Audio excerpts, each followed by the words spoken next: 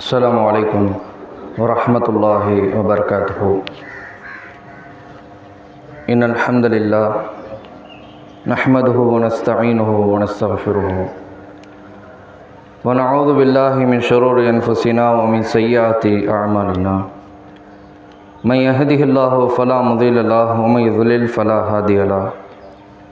வ அஷ்ஹது அன் லா இலாஹ இல்லல்லாஹ் வ அஷ்ஹது அன்ன முஹம்மதன் அப்துஹு வ ரசூலுஹு. அம்மா பஅத். கண்ணியத்திற்குரிய எல்லாம் வல்ல அல்லாஹ்வின் நல்லடியார்களே, சகோதர சகோதரிகளே, பெரியோர்களே, அல்லாஹுடைய மகத்தான அருளால் ஈதுல் ஃபித்ர் ஆகிய பெருநாள் தினத்தை அடைந்து நபி வழி அடிப்படையில் தொழுகையை நிறைவேற்றிவிட்டு இஸ்லாமிய உபதேசங்களை அறிந்து கொள்வதற்காக இங்கு நாம் ஒன்று திரண்டிருக்கிறோம். இந்த நேரத்தில் நம்முடைய மார்க்கமான இஸ்லாமிய மார்க்கம் நமக்கு தந்திருக்கின்ற மகிழ்ச்சிக்குரிய நாள். இந்த பெருநாள் தினத்தன்று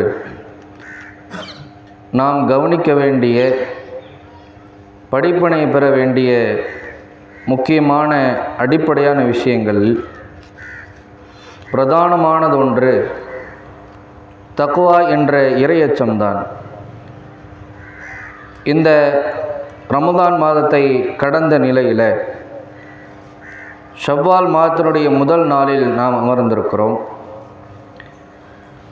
இந்த ரமதான் மாதம் நமக்கு தந்த பயிற்சிகள்,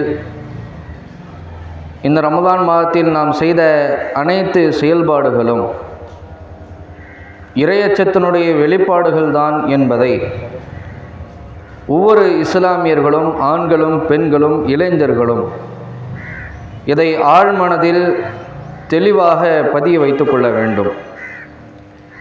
இதற்காகத்தான் அல்லாஹ் ரப்புல் ஆலமீன் தன் திருமறையில் மிக தெளிவாக குறிப்பிடுகிறான்.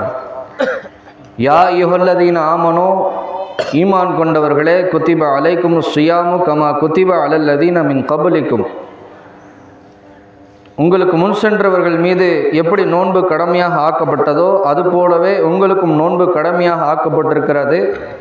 லஅல்லக்கும் தத்தகூன், நீங்கள் இறையச்சவாதிகளாக ஆக வேண்டும் என்பதற்காகத்தான் இந்த நோன்பு உங்களுக்கு கடமையாக, விதியாக ஆக்கப்பட்டிருக்கிறது என்று அல்லாஹ் குறிப்பிடுகிறான்.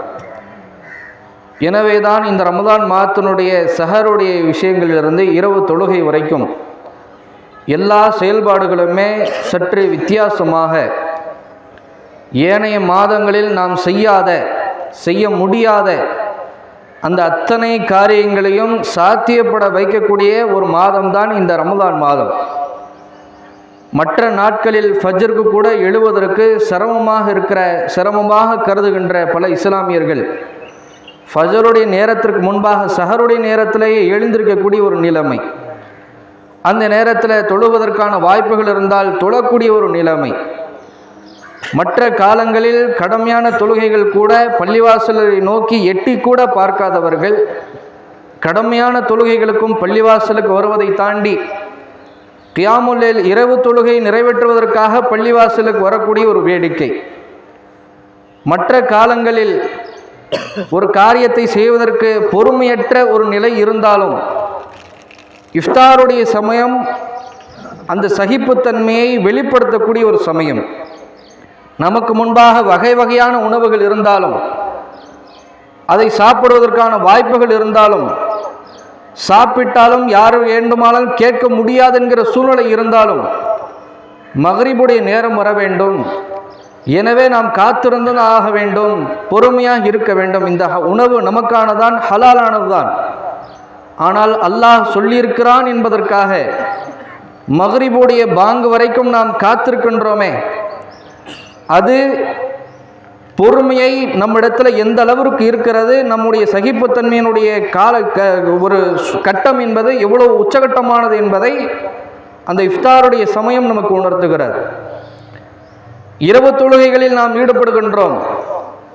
மற்ற காலங்களில் கடமையான தொழுகை நிறைவேற்றுவதே சிரமத்திற்குரிய, பாரத்திற்குரிய காரியமாக கருதக்கூடியவர்கள் கூட இரவு தொழுகைகளை நோக்கி அந்த இரவு தொழுகைகளை நிறைவேற்றுவதற்காக பள்ளிவாசலுக்கு வந்து அது கடமை இல்லை என்ற சூழ்நிலை இருந்தாலும், அது தொழவில்லை என்றால் அல்லாஹ்விடத்தில் எந்த விதமான கேள்வி இல்லை என்று இருந்தாலும், ரமதான் மாதம் வந்துவிட்டது, வழிபாடுகள் செய்யாவிட்டால் நல்லா இருக்காது என்ற அடிப்படையில் இரவு தொழுகைகளில் வந்து ஈடுபட்டவர்கள். இத்தகைய மாற்றங்கள் நம்முடைய வாழ்க்கையில் இந்த ரமதான் மாதத்தில் மட்டும் இப்படி வெளிப்படுகின்றது. அத்தனையும் நாம் நம்முடைய சக்திக்குட்பட்டு செய்திருக்கின்றோமே, இதுவெல்லாம் எதை உணர்த்துகிறது? அதைத்தான் அல்லாஹ் காரணமாக குறிப்பிடுகிறான். நீங்கள் இறையச்சவாதிகளாக ஆக வேண்டும் என்பதற்காக, இறையச்சத்திற்குரிய தகுதிகள் உங்களிடத்தில் இருக்கிறதா என்பதை பரிசோதித்து பார்ப்பதற்காக இந்த நோன்பு உங்களுக்கு வழங்கப்பட்டிருக்கிறது என்று அல்லாஹ் குறிப்பிடுகிறானே. அந்த நோன்பு, அந்த இறையச்சத்தினுடைய பயிற்சியை நாம் 1 மாத காலம் எடுத்து விட்டோம். அந்த பயிற்சியை நாம் ஒழுங்காக எடுத்திருக்கிறோமா என்பதை நிரூபிப்பதற்கு ஏனைய 11 மாதங்கள் நம்முடைய கைகளில் இருக்கிறது. அந்த இறையச்சத்தை முறையாக கற்றுக்கொண்டோமா? அதை மற்ற மாதங்களில் செயல்படுத்துவதற்கான சக்தி நம்மிடத்தில் இருக்கிறதா? அந்த துணிச்சல், தைரியம் நம்மிடத்தில் இருக்கிறதா? அல்லது நாம் நடித்திருக்கிறோமா என்பதை நம்மை நாமே பரிசோதித்து பார்ப்பதற்காகத்தான் இந்த நோன்பு நம்மை கடந்திருக்கின்றது. இன்றிலிருந்து டெஸ்ட் ஆரம்பிக்கிறது. இறையச்சத்தை பிராக்டிஸ் பண்ணிவிட்டோம். அடுத்து அதை நடைமுறைக்கு கொண்டு வருவது. இந்நாள் சிரமமாக இருந்தாலும் நான் செய்து முடிப்பேன். நான் மனசார நினைச்சா ஃபஜருக்கு என்னால் எந்திரிக்க முடியும், குர்ஆனை என்னால் ஓத முடியும், கடமையான தொழுகைகள் மட்டுமல்ல உபரியான தொழுகைகளை என்னால் தொழ முடியும். நான் நினைத்தால் சாத்தியமாகும். என்னிடத்தில் சகிப்புத்தன்மை இருக்கிறது, என்னிடத்தில் பொறுமை இருக்கிறது. ஹராமான விஷயங்களிலிருந்து நான் என்னை நானே தற்காத்துக் கொள்வதற்கான தைரியம், அந்த எண்ணம் என்னிடத்தில் இருக்கிறது, அந்த சக்தி என்னிடத்தில் இருக்கிறது என்பதை பயிற்சி எடுத்ததனுடைய வெளிப்பாடு. அதை வரக்கூடிய நாட்களில் நாம் செயல்படுத்த ஆரம்பிக்க வேண்டும். அத்தகைய நிலைமை நோக்கித்தான் நாம் சென்று கொண்டிருக்கிறோமா? வருங்காலங்களில் அத்தகைய நடவடிக்கைகளில் தான் நாம் ஈடுபடுவோமா என்பது நம்மை நாமே கேட்டுக்கொள்ள வேண்டிய ஒரு கேள்வி. ரமதான் மாதங்களில் பள்ளிவாசலில் காணப்பட்டவர்கள், அது ஆண்களாக இருக்கட்டும் பெண்களாக இருக்கட்டும், மற்ற மாதங்களில் ஏன் பள்ளிவாசல் இல்லையா? ஏன் கடமையான தொழுகைகள் இல்லையா? அல்லாஹ் ரப்புல் ஆலமீன் நன்மைகளை தரமாட்டானா? அதன் மூலமாக மறுமை பலன்களை அடைய முடியாதா? தாராளமாக அடைய முடியும். ரமதான் மாதம் மட்டும் வருவேன், ரமதான் முடிஞ்சிட்டா வரமாட்டேன், இது என்ன நிலை?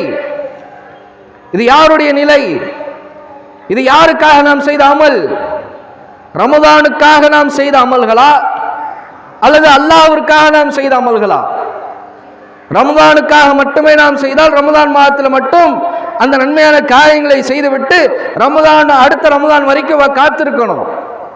அல்லது அல்லாஹ்விற்காக மட்டுமே நாம் அமல்களை செய்யக்கூடியவர்களாக இருந்தால் அந்த அமல் தொடர்ச்சியாக இருக்கணும்.